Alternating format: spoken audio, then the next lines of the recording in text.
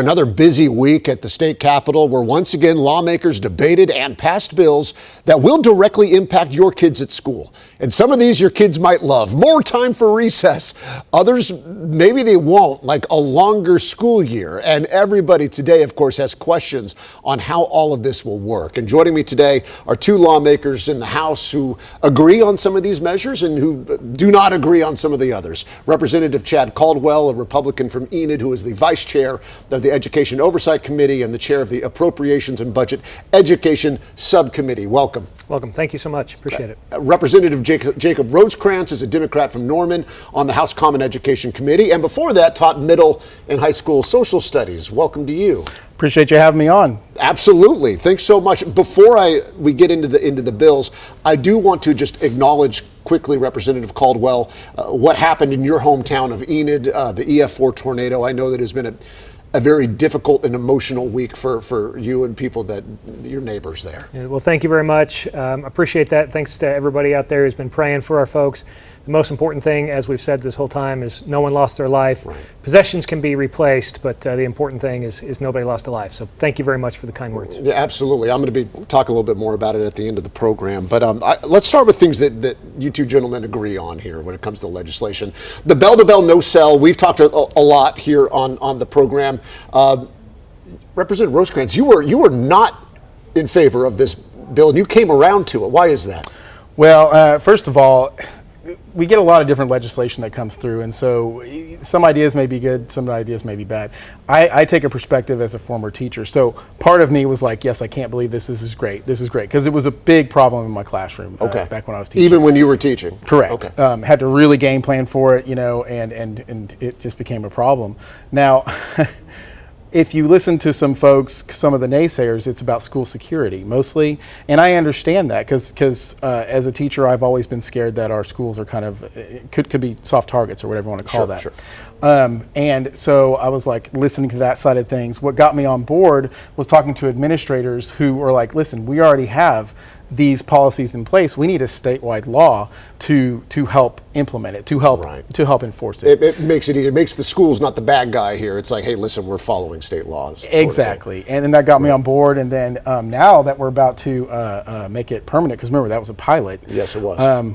A big fan, and anecdotally, I mean, I can tell you right now, we hear stories. Well, my story, my own son who can read but doesn't like books was caught in the library by his librarian who reached out to me and said, this works.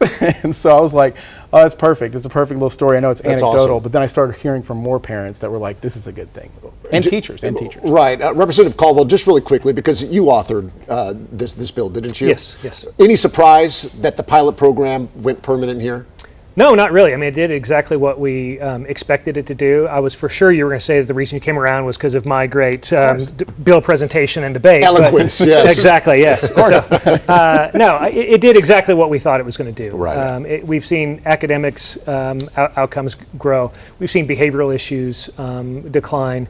But most importantly, kids are just being kids again. They're laughing with their friends, going down the hallway. They're talking to each other at the lunchroom table. So I'm happy to say that this did exactly what we thought it was going to do, and excited that we're going to make this permanent. Well, let's talk about recess, extending the recess, going from, I believe the minimum was 20 minutes, and now we're going to double that up to 40. And there's some different things, and we can put this on. And so basically it gives that 40-minute time, and it allows the recess, if you want, to divide it into 2 periods. And you also can't remove the recess as a form of discipline in this legislation. Why are both of you so on board with this? Representative Caldwell, let's start with you. Yeah, well, this is a project that was brought to me from Senator Allie Seifert from Claremore. She's passionate about this issue, and I think it's just it's an element of allowing kids to focus more, allowing them to get some of that energy out, and I think ultimately, even though it may sound counterintuitive at first, I think actually extra recess, is actually going to pay off in the classroom, and that's really what we're trying to do. We're trying to improve the education outcomes of our students. This is just one more tool in the toolbox we have to help refocus our kids, and so when they are in front of the teacher, they're doing a better job of learning. Representative Rosecrans, I have seen some teachers come out concerned about how this is going to work, how it's going to be implemented and all that. I've seen parents wanting to know, there's so many extra directives right now. We're talking a lot about literacy and more time in class. We're worried about all of that. does this make sense? Does it take away from the extra things from our kids' learning time? So how do you respond to some of those questions that you're getting? Well, first of all, I've been working on this issue since 2017. You're passionate about this. Yes. Now, and the reason why that is, briefly, is because I was teaching middle school. First of all, I went to a play-based Catholic school where, we were outside all the time. Play-based Catholic school? Yeah, in Colorado for most of my time. Listen, I went to a Catholic school growing up, and it was not play-based. Right. I just want to make that clear. The nuns were cool there. They were like, let's go outside. Okay. It was the 80s, though, too, so let's be honest. So yeah, we me have too. kind of, that's true. So when I became a teacher in 2013, 2012, I was like, whoa, why are we not 10 minutes after lunch? It was middle school. I know, it goes and I was fast. just like, what are we doing? That's why I think that we're writing up so many kids, is what Representative Caldwell was saying about maybe how this is going to lead to better outcomes. And I saw it anecdotally. So when I first got to the Capitol in a special election in 2017, my first idea, and I talked to everybody, I was like, is recess even locked in state statute? Right. Can they just do whatever they want? And it wasn't. It was only a strong recommendation for 20 minutes. So what about the people that are worried about this taking away from other things? Well, because it was so up and down, it really isn't going to change the minutes all that much. Because what I found through my research, that means interim studies, that means 3 different bills, including a bill that inspired the bill that Seafried ran, Senator Seafried ran. Basically, most schools have the 20 minutes. A ton of them have 30 minutes. My district has 30 minutes. 40 minutes, there's quite a few out there. There's even 2 districts with an hour. Okay. So it's all over the board. This is just going to create that statewide floor that I think we all can get used to. Are there going to be some bumpy transitions? There will, because I listen. You should see my inbox. It's a lot. I've seen some of the comments. A lot of teachers are concerned about and so this. to that question, because I want to make sure that we're making sure we're answering the question from the teachers. I don't want to be flippant. I don't want to say, oh, just figure it out. Right. But at this particular point, it is a local situation. You can choose to do 40-minute chunks. It's going to be up to the school districts to decide how this is going to do it, but it needs to be 40 minutes. All right, so let's talk about extending the school year. We got about 4 minutes here to talk about this. Going from 166 days to 173 days. We have done stories about how neighboring states are in school and in class a lot more than Oklahoma. Representative Rosecrans, this is somewhere where you and Representative Caldwell disagree. Why are you against this? Well, first of all, what we're doing with a lot of the education policies here, I think, in this particular legislative session, is forcing more mandates onto our schools, being very prescriptive with some of the things that we're trying to do. Is that not what we need right now, with fit being down the list? No. Here's the reason why. Think about it, how a child best learns. The whole child, right?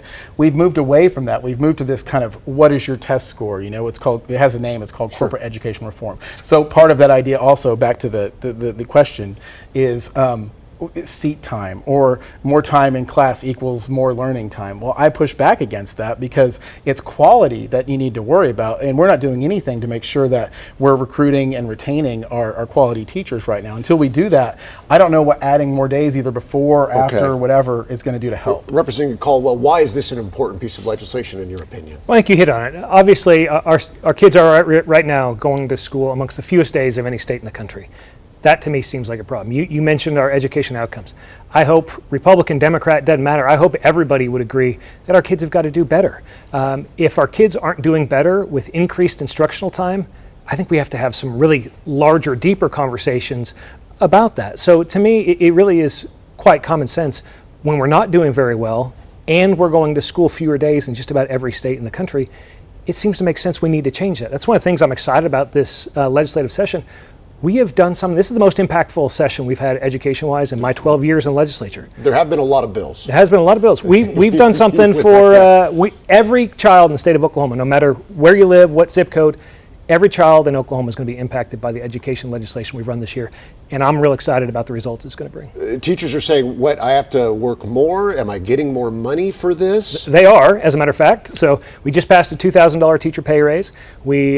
Since I think that's a minimum pay raise, right? That's a minimum pay raise. So since I think 2016, it's a 40% increase in teacher pay, a little over 40%.